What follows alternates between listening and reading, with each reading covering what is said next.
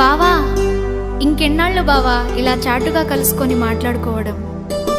మనం మనవాడుకుందాం బావా. గది కాదే జానకి, ఒక్కసారి నేను చెప్పేది. చీ పో బావా.